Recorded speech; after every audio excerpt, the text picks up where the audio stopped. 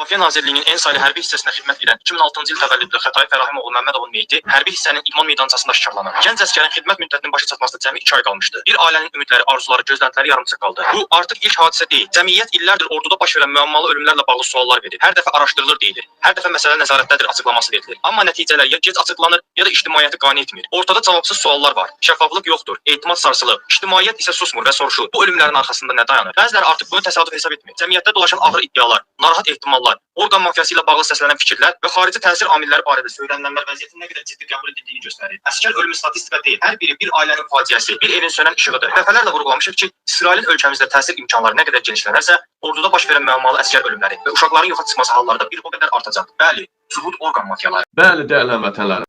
Nə qədər ki, İsrail İlham Əliyevin dalından tam çəkilməyib, amma tam çəkilməyib. Bəli, aydın məsələdir ki, Epşteynə ən çox qız daşıyan kim olub? Emin Ağalarov.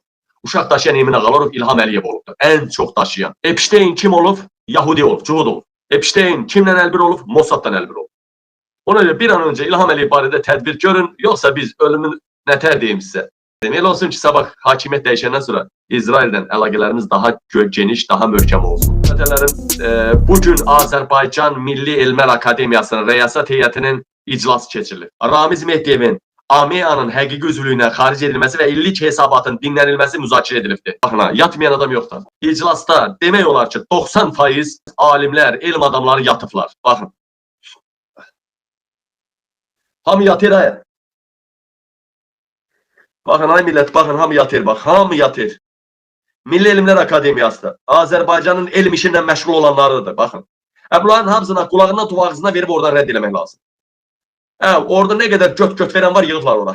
Hamısı 300-500 manata görə şərəfini satandır, səsini çıxarır. İttiham olunan vəzifəli şəxslər həbs edilib. Onlar ayrı-ayrı vaxtlarda yarım milyon, 147, 145, 85 milyon və küllü miqdarda digər pul vəsaitlərini ölkədən çıxarıblar. Yaxşı, hökumət kanalları bu deputatları niyə göstərir? Bu deputatlar niyə göstərir hökumət kanalları, nə qədər pul çıxardılar, nədir? Bəli, milyarder deputat da var, milyarda olan deputat da var, milyonçular da var, çoxsu milyonçudur. Orada ən kasıb deyilən Elman Nəsirov da, onun da heç olmasa bir neçə milyonluq obyektləri var, bilirəm. Və bunlar niyə göstərir? Çünki artıq bunları da yolmağın vaxtıdır. Artıq İlham Əliyev kasılı və İlham Əliyev hamının dalındakı qıl var, onu da qopardacaq.